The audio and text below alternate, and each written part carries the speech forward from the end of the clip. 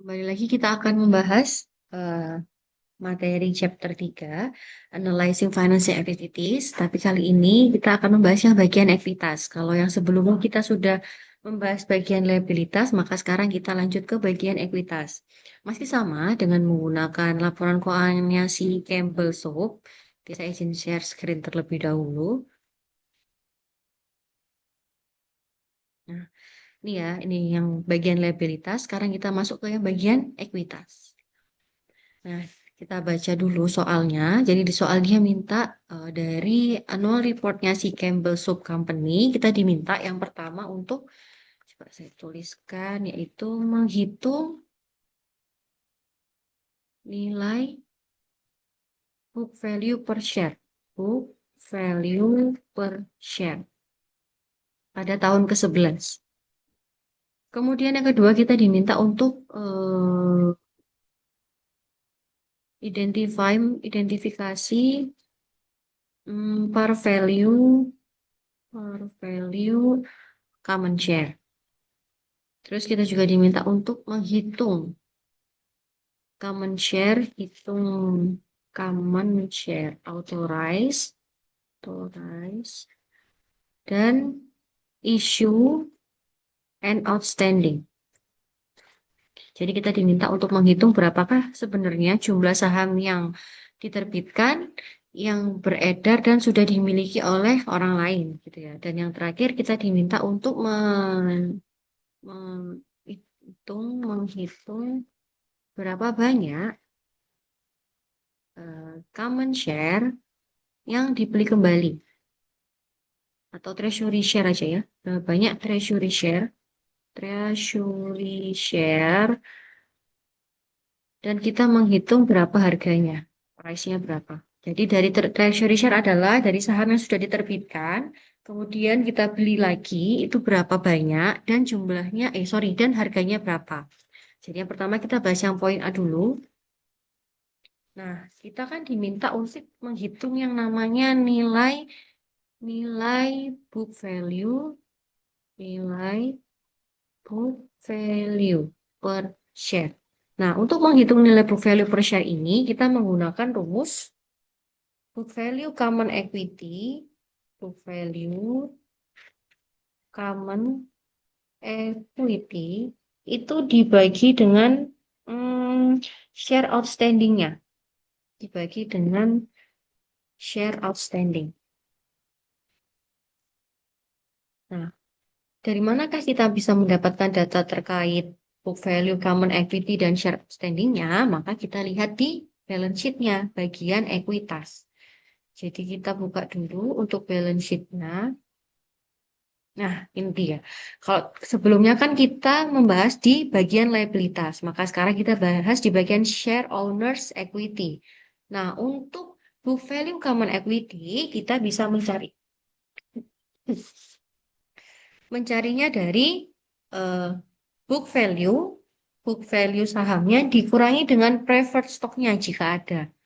Nah, sekarang kita lihat di sini untuk book value-nya berapa? Nih, total share owners equity itu masuk book value dari equity-nya atau book value-nya. Jadi, kita lihat di sini bahwa book value-nya adalah sebesar 1793,4 di tahun ke-11, yang mana di sini dia bilang eh, preferred stock non-issue. Jadi tidak ada preferred stock yang diterbitkan.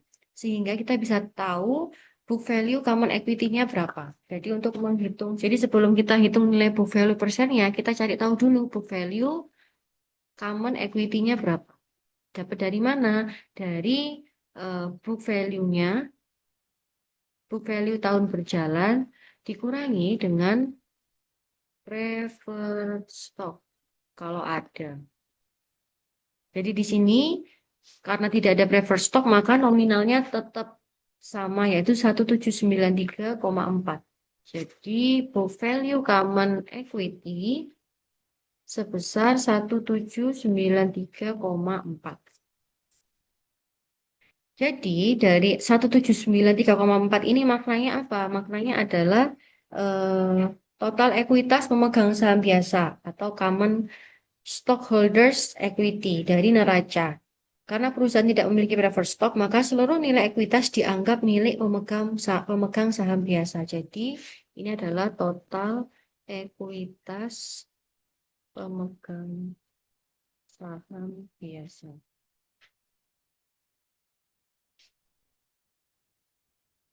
Kita sudah ketemu book value common equity-nya, sekarang kita mau menghitung nilai share outstanding-nya. Nah, apakah bisa langsung dipakai dari angka yang ada di sini? Nggak bisa ya, karena kan kalau untuk ini dia bilang dia menerbitkannya 40.000 share.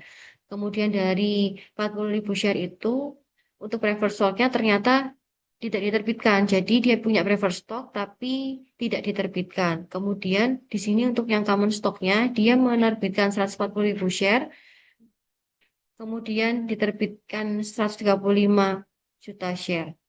Nah, di sini kita nggak bisa langsung pakai angka yang ada di sini. Kita harus cari dulu share outstanding yang ada berapa. Jadi kalau share outstanding itu bukan hanya saham yang diterbitkan saja yang digunakan, tapi yang benar-benar outstanding dalam arti sudah diterbitkan tapi belum dimiliki oleh orang lain.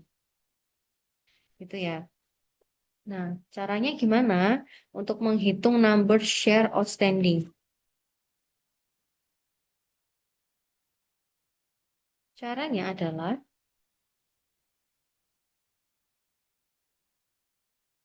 share issue, share issue dikurangi dengan treasury share. Kenapa kok dikurangi sama treasury share? Karena kan kalau treasury share itu yang sudah kita terbitkan, kita beli kembali lah. Kan kita pengen tahu sebenarnya yang benar-benar beredar di pasaran itu berapa nominalnya. Maka kita harus kurangi dengan nilai dari saham yang kita beli kembali. Maka di sini nominalnya dari 135.622 ini 135.622.676 dikurangi dengan 86.8618.911.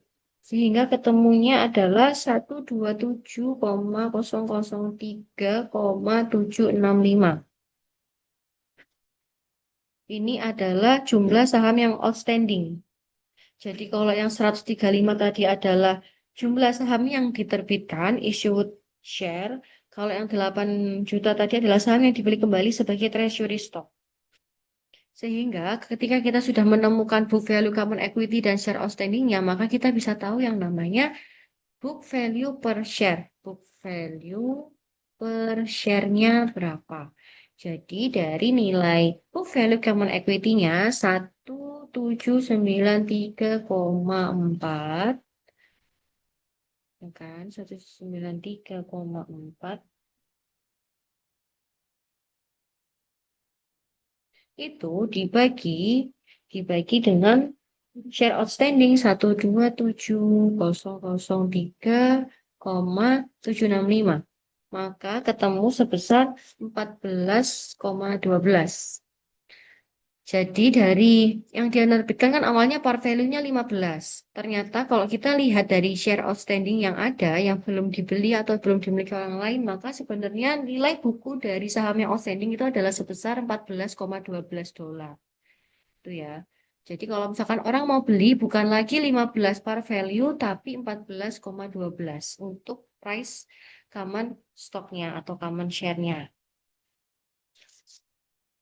Eh, sehingga book value per share dengan nominal 14,12 dolar ini menunjukkan bahwa jumlah nilai aset bersih perusahaan yang mendukung setiap lembar saham biasa. Nah, nilai ini berbeda dengan harga pasar saham yang biasanya jauh lebih tinggi karena nilai buku hanya mencerminkan biaya historis aset dikurangi liabilitas, bukan nilai pasar aktual. Nilai ini digunakan investor untuk menilai stabilitas dan kekuatan modal perusahaan. Jika book value per share meningkat dari tahun ke tahun, itu menandakan akumulasi laba ditahan dan peningkatan ekuitas. Kemudian di sini lanjut ke soal yang berikutnya, kita diminta untuk mengidentifikasi par value common share. Nah, par value common share-nya sebenarnya adalah 0,15. yang mana nilai nominal per lembar saham yang ditetapkan secara hukum saat saham diterbitkan. Jadi pada saat IPO ini adalah nominal atau nilai yang disepakati, yaitu sebesar 0,15. Jadi ini bukan nilai pasar, tapi ini merupakan angka simbolik yang digunakan untuk pencatatan akuntansi modal saham.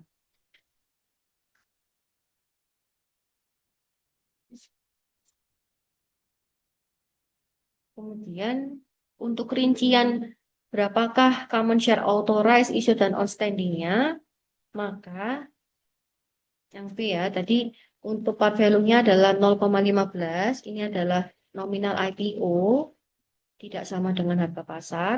Kemudian untuk menghitung common share authorized sama outstanding-nya, maka kalau kita lihat dari laporan keuangan, authorized-nya adalah 140 juta. Kemudian issue-nya adalah 135 juta sekian. Dan untuk outstanding-nya adalah 127 yang sudah kita hitung tadi.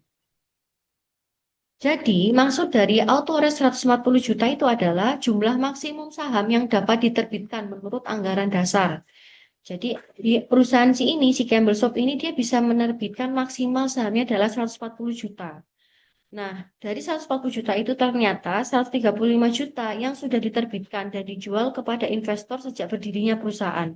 Jadi dia punya batas maksimal 140 juta yang sudah diterbitkan adalah sebanyak 135 juta lembar saham.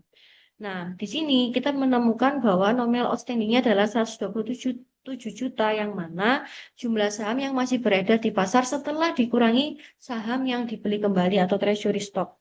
Jadi dari 135 juta nih yang diterbitkan. Ternyata treasury stocknya tadi kan 8 juta. Sehingga masih ada 127 juta yang outstanding di pasaran. Itu yang selisihnya sudah dibeli oleh eh, entitas lain. Selanjutnya, untuk pertanyaan ketiga yaitu kita menghitung berapa banyak treasury share-nya dan berapakah harganya. Jadi di sini dia bilang bahwa common share purchase-nya adalah eh, ini ya. Nih, capital stock in treasury 8 juta sekian. Gitu ya. Kemudian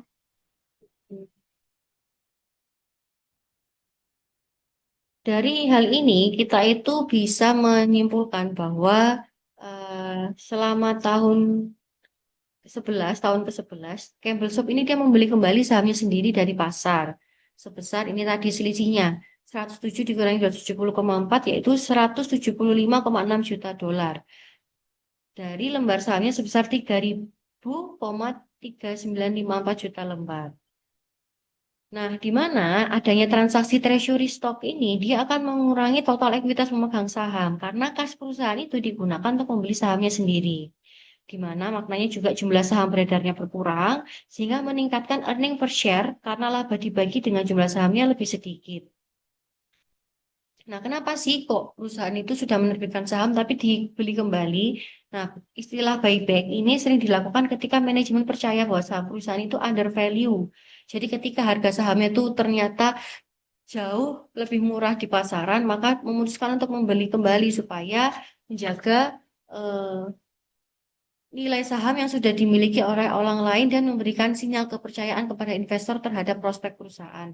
Karena kenapa kok bisa nilai sahamnya jadi rendah atau under value? Karena dari banyaknya yang beredar atau outstanding itu tidak diminati oleh pembeli sehingga nilainya semakin tahun akan semakin berkurang. Seperti itu. Jadi secara keseluruhan, struktur ekuitas si Campbell Shop ini mencerminkan pengelolaan modal yang hati-hati dan strategis. Perusahaan mampu menjaga keseimbangan antara jumlah saham beredar dan pembelian kembali saham, serta menunjukkan kebijakan keuangan yang berorientasi pada peningkatan nilai bagi pemegang saham. Jadi si Campbell Shop ini benar-benar memikirkan, jangan sampai saham yang sudah dibeli oleh entitas lain itu nilainya jadi turun karena eh, memang tidak ada peminatnya untuk di pasar sehingga si Campbell Shop ini akan mengambil keputusan untuk membeli kembali saham beberapa saham yang sudah beredar untuk menghindari hal-hal yang tidak diinginkan. Itu ya sampai sini untuk pembahasan yang bagian Dia, sorry, bagian ekuitas.